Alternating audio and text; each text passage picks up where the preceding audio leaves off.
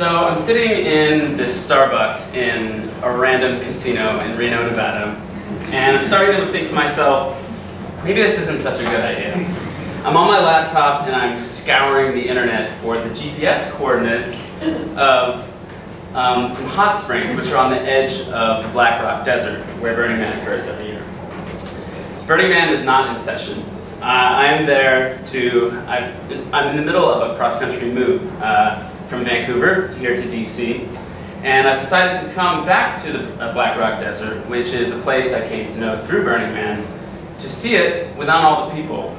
And really, I wanted to come back and see if it still held that same feeling of magic that you feel when you're there at Burning Man. So I had been doing a lot of hiking at that point in my life, and I really decided that the way I wanted to see the Black Rock Desert was from above, from the top of Old Razorback Mountain. Old Razorback Mountain, if you've been to the playa, it's on the 3 o'clock side, and it's the most, it's the closest and the most prominent peak on that side. It's on the east side of the desert, and it's a beautiful mountain. And I spent 3 years just sitting out in the deep playa, staring at this thing, thinking, how would this all look from above? So, luckily the Starbucks casino Wi-Fi pulled through, and I got the requisite information. And a couple hours later, I'm driving straight across the playa. The Black Rock Desert is actually an ancient lake bed that dried away and left behind this perfectly flat, featureless expanse of this sort of dull white alkali dust that's settled, and when it's dry you can drive across it. It's the perfect place for Burning Man because it's a blank slate. Everything on it stands out as very human. So I'm driving across this thing, it's like a needle in a haystack finding the right point on the other side. Obviously there's nothing really to navigate with. But I make it there, and I get to these hot springs. There's a few other vehicles there. Locals come to recreate in the Black Rock Desert all year. Not very many of them. But I settle into the hot springs, take a little dip before I set up camp and wake up early for the hike. And I see these two like yappy little dogs running around. And then there's this sort of like hulking large man like sort of awkwardly chasing them next to like a creepy white van. And I'm like, oh, okay, anything could happen here. So this guy, he kind of stumbles, he's like, come back here, come back here, come back here. And he kind of like lurches forward to me, and he sees me, and he gives me this startled look like I like crept up on him or something. He's like, oh, hey, I'm Calvin. And I said, hey, I'm Len. So Calvin and I get to talking, and he had been to Burning Man, and that's how he came to know the Black Rock Desert, but he hadn't been in many years. And he would come out there alone with his dogs for 3-4 weeks at a time. And he would sit in his repurposed old police surveillance van, which he had turned into like a live-in van. There with his dogs, and he would write.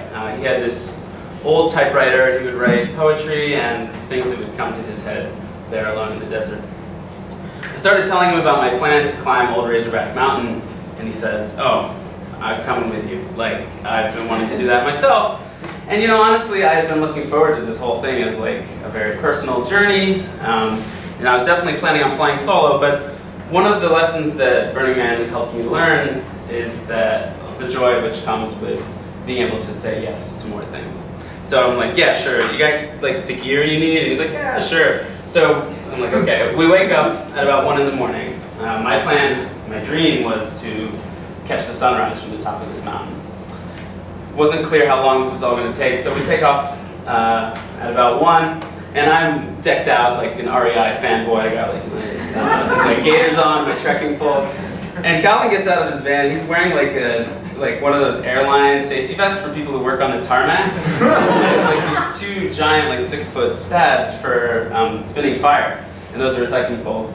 And I'm like, all right, let's do this. So we get on this road which services an old mine. Well, it's actually still operational, a mine way down on one edge of the desert.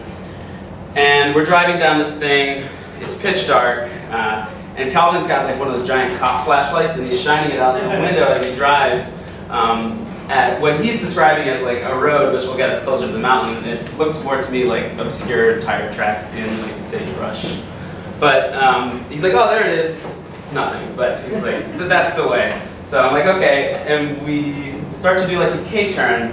And as he's doing it, he backs off the raised bed of this road, which wasn't paved, but had been built up with rock, into these sort of channels on the side. And the back of the bench goes, and the whole thing sinks in.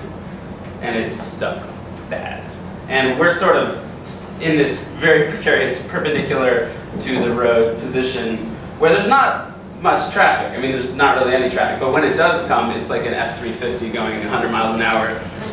The driver may not have turned on the lights because there's nothing really to hit. So we start making quick work of trying to get this thing out, but nothing is working. You know, we try all the standard tricks. An hour passes, and I'm starting to feel the clock ticking. You know, I look up at the sky, and I'm starting to see those first hues of light, and I'm thinking I should be halfway up right now.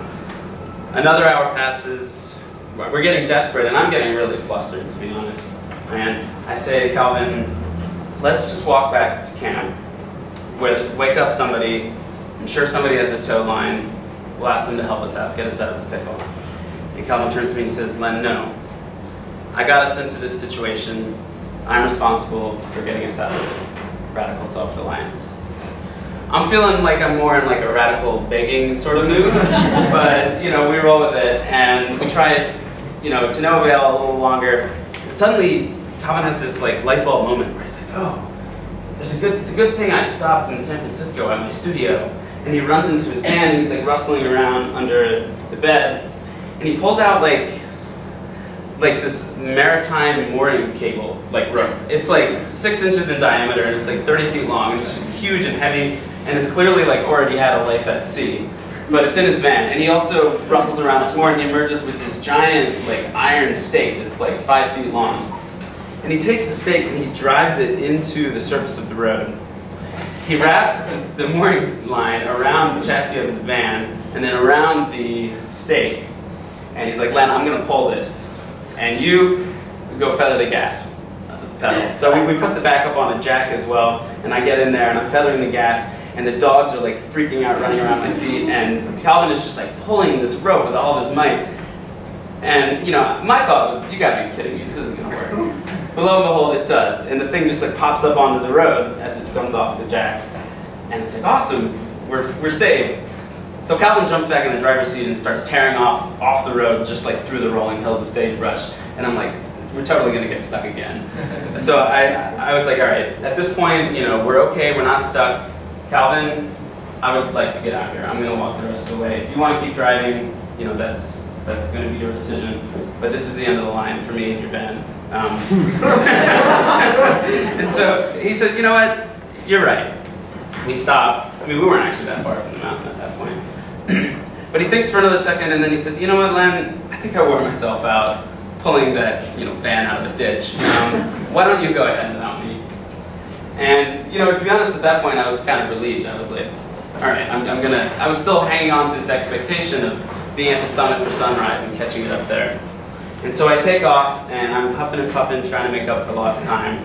First thing I hear behind me is firecrackers, and I look down, and Kevin's just having a ball down there lighting firecrackers, and his dogs are running around sweeping these giant arcs in this like infinite playground they have. And I just keep going and kind of chuckle a little bit, and the playa really starts to open up under me. I can see all the way across, and it's getting lighter and lighter, and the sun finally sort of makes its way up past the crest of the mountains. And I stop to take a rest, and here I am. I had expected to be up at the summit at this point for the sunrise, and trying to think about and answer this question that I brought to the desert. You know, does this place still have this sense of magic when there's not 60,000 people here? And instead of being up at the summit, I was pinned to the side of this cliff a third of the way up, looking down at Kevin, who had now lit both ends of one of his staves on fire, and was spinning with like side trance, like pouring out of the side door of his van out into this open expanse of nothingness. And this man who looked so big up front now was now so small, this tiny little ball of fire against this huge, vast emptiness. And I realized that even though I wasn't at the top answering this question, I was kind of looking down at the answer to it, looking down at Kevin, and the answer is yes. Thank you.